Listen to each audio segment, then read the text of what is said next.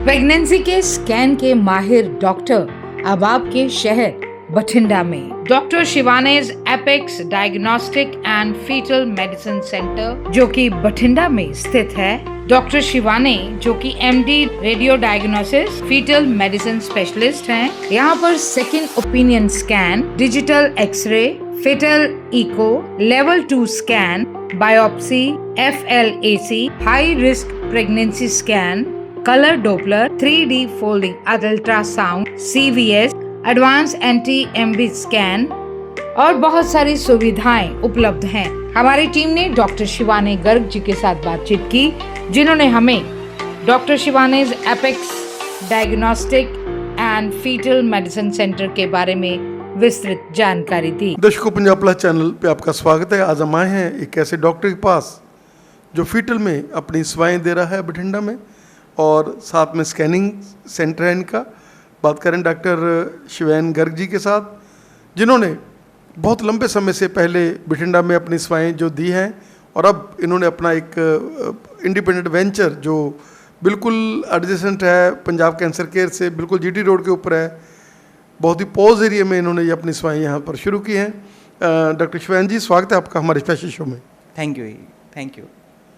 Doctor साहब, कहाँ से आपने स्टडी ली और कैसे आप आज लोग जो हैं उनकी एक पहली पसंद बने हुए हैं? जब भी स्कैन की बात आती है तो लोग प्रेफर करते हैं कि हम लोग शिवान जी के पास जाएं। मैंने अपनी MBBS Adesh institute of medical science Bathinda से की है। देन फिर PG मैंने इंदौर में Shri Aurobindo institute of medical science से की है। उसके बाद फेलोशिप मैंने फिटल मेडिसिन की मेडिस्कैन चेन्नई से कंप्लीट की है। उसके साथ साथ मैंने मुंबई और एम्स बठिंडा में भी काम किया हुआ है। तो सब फीटल जिसका आज बहुत बड़ा रुझान है, कोई समय था जब हमारे बच्चे जो हैं वो रिटार्ड पैदा होते थे, लेकिन आज ये फीटल के साथ हमें बहुत ही ज्ञात होता है पहले से ही। क्या कहना चाहेंगे? आजकल जैसे जैसे मेडिकल साइंस सहारी ही बढ़ रही है, वैसे वैसे फीटल मेडिसिन की एक नई ब्रांच बनाई गई। जैसे प्रेग्नेंट औरतों के लिए ऑब्स्टेट्रिशियन गायनेकोलॉजिस्ट होते हैं, बच्चा पैदा होने के बाद पीडियाट्रिशियन उनका ध्यान रखते हैं, बट बच्चा जो पेट में होता है उसके लिए कोई डॉक्टर नहीं था, तो उसी के लिए एक स्पेशल ब्रांच बनाई है फीटल मेडिसिन की, जो बच्चा पेट में है उसका देख रेख कर सके, बता सके कि कोई तकलीफ तो नहीं है उसको, अगर तकलीफ है तो उसका आगे क्या कर सकते हैं हम लोग। जैसे क्या कहना चाहेंगे कि बहुत ही डिटेल्ड इंफॉर्मेशन और बहुत ही बढ़िया जो यहाँ पर नेटवर्क, ऐसे आपने कैमराज हैं जिनके साथ आप बिल्कुल उसको बच्चे के एक एक अंग को आप देख सकते हैं, और कोई भी उसमें अबनॉर्मलिटी आती है तो आप उसको पहले ही मतलब ज्ञात हो जाता है। हमारी कोशिश यही रहती है कि हम जितना जल्दी कोई भी अगर दिक्कत है तो पकड़ सकें, ताकि अगर हम जल्दी पकड़ेंगे तो जल्दी ही उसका कोई सलूशन निकालने की कोशिश कर सकते हैं। भी अगर कोई दिक्कत है तो हम देख सकते हैं कि बच्चा आगे कंटिन्यू किया जाना चाहिए, नहीं जाना चाहिए, अगर वो तकलीफ ठीक हो जाएगी या नहीं ठीक होगी, क्या वो तकलीफ अगली प्रेगनेंसी में दोबारा रिपीट होगी या नहीं होगी। सर, फीटल मेडिसिन और जो नॉर्मल है उसमें कितना फ़र्क रहता है? मैं भी पहले रेडियोलॉजिस्ट था, उसके बाद मैंने फीटल मेडिसिन में काम शुरू किया है। तो एज ए रेडियोलॉजिस्ट ज़्यादातर क्या रहता है कि हम ये बता देते हैं कि तकलीफ़ है बच्चे में, बट उसके आगे क्या करना है क्या नहीं उसका हमें नहीं पता होता। But as a fetal medicine specialist हम पेशेंट की और जो हमारे रेफरिंग गायनेकोलॉजिस्ट या ऑब्स्टेट्रिशियन है उनकी मदद करते हैं डिसीजन लेने में भी। अगर कोई बच्चे में तकलीफ़ आ रही है तो उससे बच्चा वो तकलीफ़ ठीक हो सकती है नहीं हो सकती, अगर नहीं ठीक हो सकती है तो हम उसे कंटिन्यू करवाते हैं, नहीं ठीक हो सकती तो हम देखते हैं भी वो जो तकलीफ़ है वो अगली प्रेगनेंसी में रिपीट तो नहीं हो जाएगी कहीं। तो हमारा मेजर मोटिव यही रहता है कि हम पेशेंट और रेफरिंग फिजिशियन को गाइड कर सकें भी इस प्रॉब्लम का कैसे सोल्यूशन किया जा सकता है। प्रेगनेंसी में कौन सा स्कैन है जो हम लोग करवाएं जिसके साथ हमें सारा ज्ञात हो जाए? प्रेगनेंसी में जो 4 सबसे इम्पॉर्टेंट स्कैन्स हैं वो है, एक पहला जो 6 से 8 हफ्ते में किया जाता है, जिसमें हम बच्चे के दिल की धड़कन देखते हैं और ये देखते हैं कि बच्चा बच्चेदानी के अंदर है या नहीं। दूसरा स्कैन जो 11 से 14 हफ्ते के बीच में किया जाता है, जिसे हम एंटी-NB स्कैन बोलते हैं, जिसमें आजकल हम बच्चे के सारे अंग पैर देख लेते हैं ताकि हमें जल्दी पता लग सके कि बच्चे में कोई तकलीफ़ है या नहीं। उसके बाद अगला स्कैन हम करते हैं 5 महीने में, जिसमें हम बच्चे की डिटेल्ड अंगों की जांच करते हैं देखने के लिए कि बच्चे में कोई भी किसी भी तरह की प्रॉब्लम तो नहीं है। और आखिरी स्कैन किया जाता है 32 से 34 हफ्ते में देखने के लिए कि बच्चे की ग्रोथ कैसी है, बच्चा सीधा नीचे आ रहा है या नहीं आ रहा, गले के आसपास कोई नाड़ुआ तो नहीं है या बच्चे की ऑल ऊपर है, ये सब देखने के लिए लास्ट स्कैन 32-34 हफ्तों में किया जाता है। जैसा हाई रिस्क एनोमलीज क्या है? जैसे कि सबको पता है आजकल मैरिज एज बढ़ती जा रही है, मतलब पहले कहीं 20-21 पे सारे फैमिली पूरी हो जाती थी, बट आजकल शादी ही 32-33 पे जाके होती है। तो जैसे जैसे जो फीमेल्स की उम्र बढ़ रही है, वैसे वैसे जो अनोमलीज का रिस्क है वो भी बढ़ता जा रहा है। और उसके अलावा भी जो हमारे आज के तौर तरीके हैं, जीवन शैली है, उससे भी बच्चे के खतरा और मोटापा बढ़ रहा है, शुगर बढ़ रही है और ऑटोइम्यून डिजीज़ का खतरा इससे उन सब चीज़ों से बच्चे के ऊपर फ़र्क पड़ता है। बच्चे की ग्रोथ, बच्चे में डिफेक्ट्स होने के चांसेस बढ़ जाते हैं। इन सबको हम हाई रिस्क प्रेगनेंसीज बोलते हैं, जिनको बहुत ही ज़्यादा केयरफुली डील करने की ज़रूरत होती है। जैसे NT&B स्कैन्स क्या है? NT&B स्कैन पिछले कुछ 2-3 सालों से ज़्यादा चयन में आया है। पहले क्या था कि हम 5 महीने तक वेट करते थे, जिसे हम अनोमली स्कैन बोलते हैं, देखने के लिए कि बच्चों की अंग पैर सारे ठीक बने हैं नहीं है, बच्चे के अंदर कोई तकलीफ तो नहीं है। बट आजकल हम लोग 3 महीने के ऊपर ही almost 60 to 70% anomalies rule out कर देते हैं कि बच्चे में है या नहीं। इवन बच्चे के दिल की कोई प्रॉब्लम, चेहरे में कोई प्रॉब्लम, अंग पैरों में कोई प्रॉब्लम, इवन तालुआ ठीक बना हुआ है नहीं बना हुआ, वो सब हम 3 महीने पे ही देख सकते हैं। तो अब हमें 5 महीने तक रुकने की ज़रूरत नहीं होती। हम 3 महीने पे ही कोशिश करते हैं हम ज़्यादा से ज़्यादा देख सकें, ताकि हम 5 महीने में किसी भी सरप्राइज़ को अवॉइड कर सकें। जैसे प्रेगनेंसी में कैसे हमें पता चले कि हमारा BP जो है अप हो रहा है?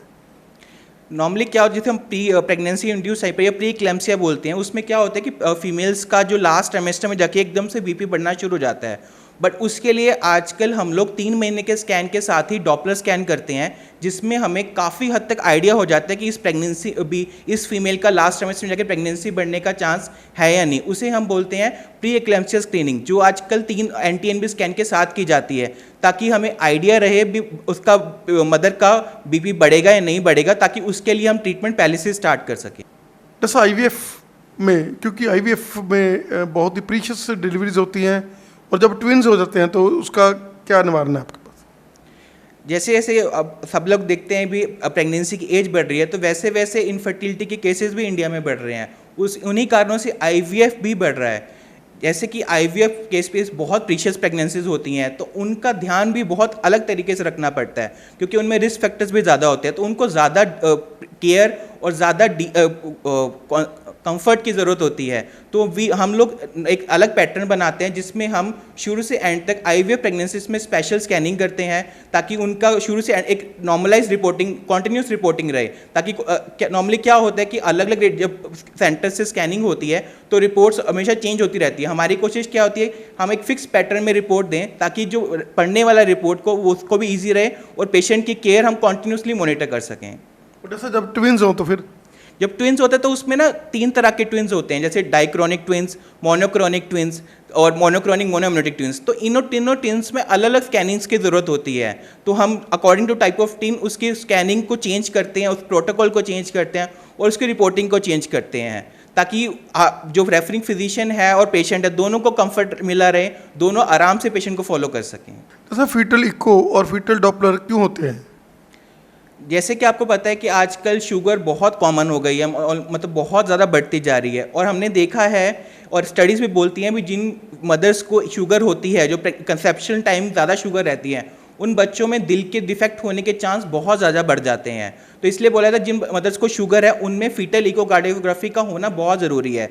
इसके अलावा जिन फैमिलीज़ में किसी रिलेटिव को दिल में तकलीफ़ रही है, या जिनमें ऑटोइम्यून डिजीज़ बहुत कॉमन है, या जिनमें पिछले बच्चे को किसी दिल में तकलीफ़ थी, उन बच्चों में, उन फीटस में फीटल इको का होना बहुत ज़रूरी है।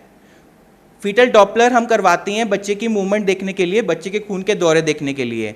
जैसे जैसे बच्चा बड़ा होता है हम उसकी बच्चे की ग्रोथ तो देखते ही हैं, साथ में खून के दौरे भी देखते हैं, जो कि हमें बताते रहते हैं कि बच्चे की मूवमेंट में कोई असर तो नहीं आ रहा, बच्चे की ग्रोथ में कोई चेंज तो नहीं आ रहा। वो हमें बहुत जल्दी मदद करते हैं, कोई पिकअप करने में कोई आगे दिक्कत तो नहीं आने वाली है। जैसा अगर किसी के स्कैन में ड्यूरिंग आपके स्कैनिंग में कोई प्रॉब्लम आ रही हो तो क्या करना चाहिए हमें? जब भी किसी स्कैन में कोई तकलीफ आती है तो हमारी कोशिश ये होती है कि पहले तो हम पेशेंट को समझाएं अच्छे से भी इस जो प्रॉब्लम आ रही है उसका मतलब क्या है और उसका फर्दर प्रेगनेंसी में क्या इम्प्लीकेशन रहेगा, प्रेगनेंसी के ड्यूरिंग और पैदा होने के बाद क्या तकलीफ आएगी। अगर तो वो चीज़ ठीक हो सकती है तो हम उनको वैसे ही गाइड करते हैं कि ये ठीक हो जाएगी, आप जस्ट फॉलोअप की ज़रूरत है।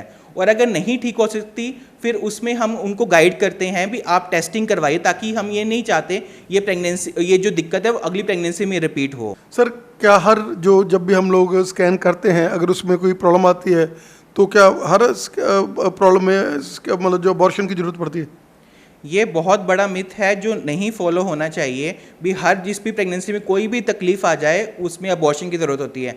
आजकल बहुत सी ऐसी चीज़ें हैं जिनमें अबॉर्शन की ज़रूरत नहीं होती। जैसे कॉमनली हम इकोजेनिक फोकाई हार्ट, बच्चे के दिल में चूना जमा हुआ है, या फ्लैट फुट है, या फिर कोई बहुत ही छोटी बच्चे की किडनी में थोड़ी सोजिश है। ये ऐसी चीज़ें हैं जो टाइम के साथ अपने आप ठीक हो जाती हैं, जिनमें अबॉर्शन की ज़रूरत नहीं होती। इसलिए बहुत ज़रूरी है जब भी कोई किसी के स्कैन में कोई तकलीफ आए वो एक बार किसी फीटल मेडिसिन स्पेशलिस्ट से ज़रूर कंसल्ट करें, कि बहुत सारे केसेस में एक्चुअली अबॉर्शन की ज़रूरत नहीं होती, वो चीज़ें अपने आप जैसे बच्चा बड़ा होगा वो ठीक होती जाती हैं। क्या अम्नियोसेंटेसिस जो है वो सेफ़ है? एमनियोसेंटेसिस एक्चुअली होता क्या है? एमनियोसेंटेसिस का मतलब क्या है कि हम बच्चे के जो आसपास पानी है वहाँ से सैंपल लेते हैं। अब इसको करने का रीज़न क्या है? अल्ट्रासाउंड क्या है? अल्ट्रासाउंड से हम सिर्फ बच्चे की स्ट्रक्चरल डिफॉर्मिटी मतलब बच्चे की बनतर के बारे में देख सकते हैं, बट बच्चे की दिमाग कैसे काम, ये क्रोमोसोम्स के बारे में हम अल्ट्रासाउंड के ऊपर नहीं बता सकते। ये सबसे बड़ा कारण है कि जब बच्चा डाउन सिंड्रोम निकलता है तो वो लगता है भी अल्ट्रासाउंड में पकड़ा क्यों नहीं गया, क्योंकि डाउन सिंड्रोम कुछ फाइंडिंग्स हम अल्ट्रासाउंड में पकड़ सकते हैं, बट 100% कंफर्मेशन ब्लड टेस्ट या एमनियोसेंटेसिस से ही हो सकती है। हाँ, एमनियोसेंटेसिस कंप्लीटली सेफ है, उसका बहुत ही कम रिस्क है अबॉर्शन का, और बहुत ही बेहतरीन रास्ता है जानने के लिए कि बच्चे की क्रोमोसोम्स में कोई तकलीफ तो नहीं है। जैसा क्या कहना चाहेंगे कि बहुत सारी गायनेकोलॉजिस्ट जो बठिंडा के हैं आपके साथ अटैच हैं और हर रोज़ कोई ना कोई नया गायनेकोलॉजिस्ट अटैच होता है, क्या कहना चाहेंगे कि आप सभी को अपील करते हैं कि हमने अब नया सेंटर खोल चुके हैं, किसी भी गायनेकोलॉजिस्ट ने अटैच करना, क्योंकि आज प्रेगनेंसीज बढ़िया बहुत ज़्यादा जो है प्रीशियस है और उसमें एक फीटल का होना बहुत ज़्यादा ज़रूरी है।